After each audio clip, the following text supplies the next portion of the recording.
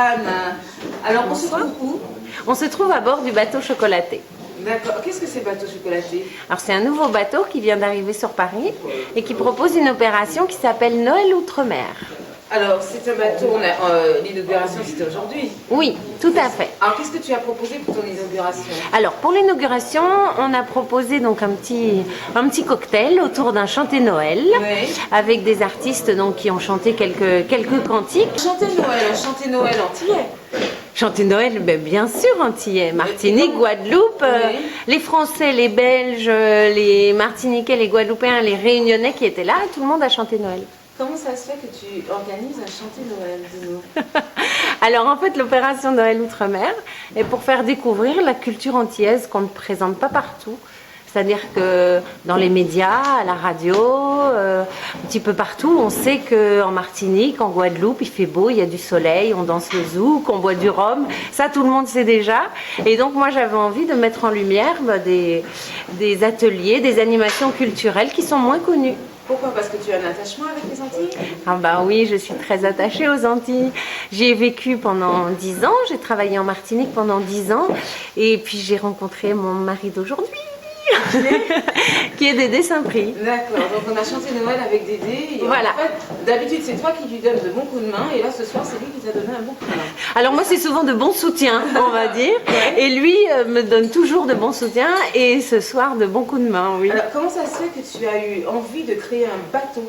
Alors ben, Pourquoi? ça en fait quand je suis rentrée de Martinique en l'an 2000, je travaillais donc dans l'hôtellerie et la ville de Paris me faisait un petit peu peur au niveau de l'hôtellerie, c'était grand, j'étais un peu effrayée et je sais pas, j'ai été engagée sur une compagnie et ça m'a plu, donc une compagnie fluviale qui faisait déjà des croisières.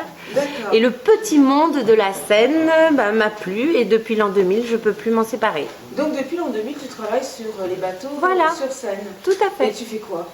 Alors en l'an 2000, je travaillais donc au niveau des Yachts de Paris, qui est une compagnie qui propose des bateaux en privatisation pour les entreprises, qui naviguent, etc. Et ensuite, j'ai travaillé sur le VIP Paris, qui est un yacht hôtel.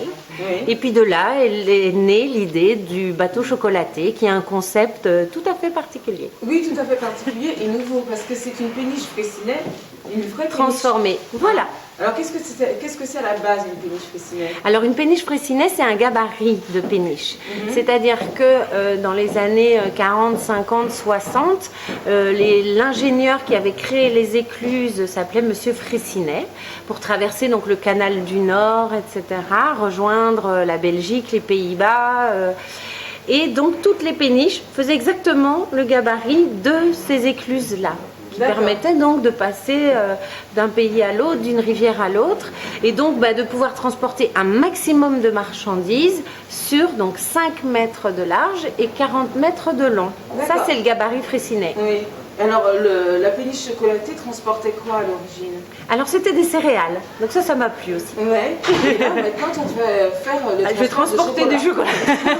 Alors, je ne transporte pas puisque je reste à quai. Oui. On peut naviguer, mais pour l'instant, je reste à quai. Et donc, je propose du brunch de 8h à 17h et une boutique avec des cadeaux gourmands. Donc, non seulement des chocolats pour manger que tout le monde connaît, les ballotins, mais aussi des sculptures en chocolat, des tours Eiffel en chocolat, des bijoux en chocolat, mais des produits cosmétiques à base de cacao, des livres, l'encyclopédie D'accord. du chocolat, des DVD, des cadeaux gourmands. Ah, et ils viennent d'où ces produits cosmétiques, le chocolat? Alors, j'ai quelques partenaires que j'ai choisis avec soin. J'ai goûté beaucoup de chocolatiers.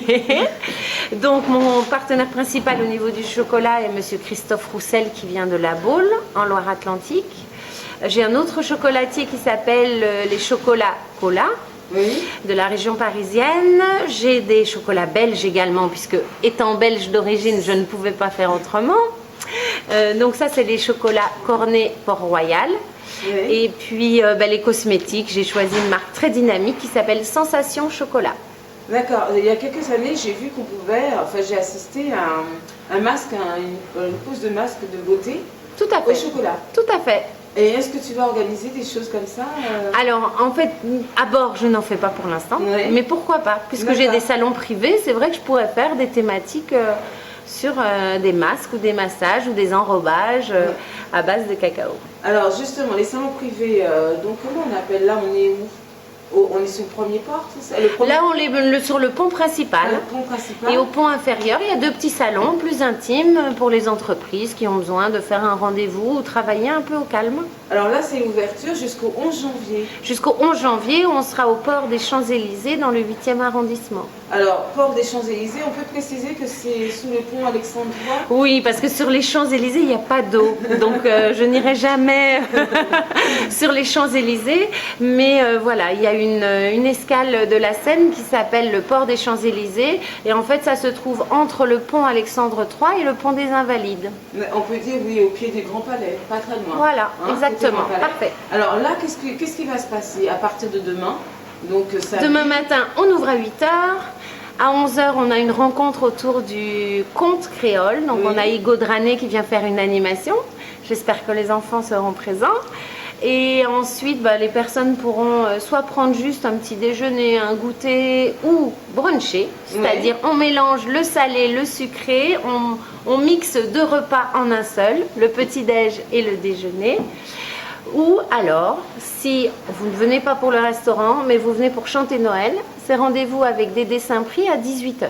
18h tous les jours?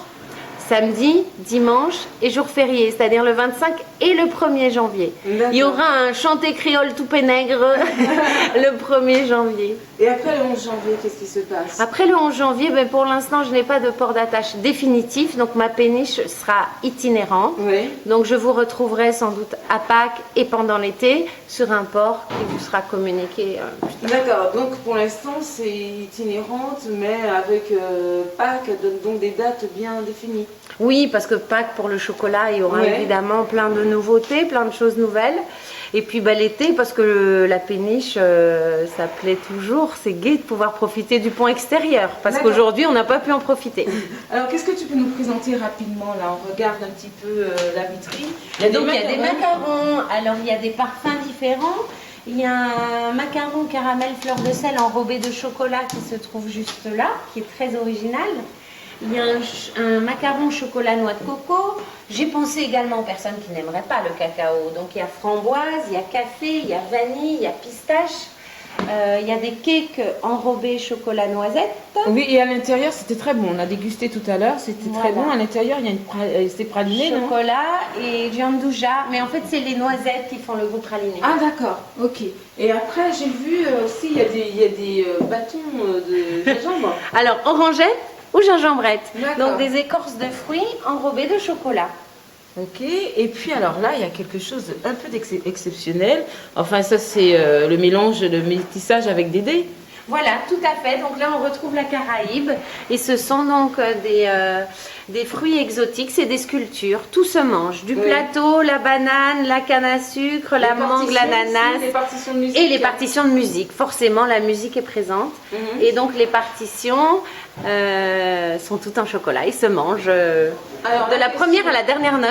Et comme je suis curieuse, les partitions, elles ont été créées exprès pour la péniche chocolatée? Non, elles existaient déjà. C'est moi qui ai eu le coup de cœur.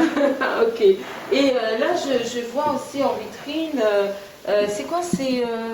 Alors, il y a noix, 68% cacao. Alors, ça, c'est vraiment pour les amateurs. Ce sont les tablettes des chocolats selon leur origine. Donc, c'est des fèves de cacao qui ont été achetées dans différents pays.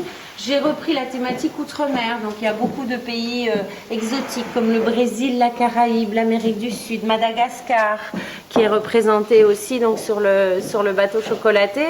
Parce que je parle beaucoup de la Martinique et des Antilles, mais il y aura notamment une rencontre culturelle autour de Sao Tomé également, qui est la capitale du chocolat dans l'océan Indien. Alors, est-ce qu'il y a une adresse internet où on peut suivre la péniche chocolatée? Donc c'est très facile à retenir pour les gourmands, c'est bateauchocolaté.fr. D'accord, merci beaucoup Anne. Merci.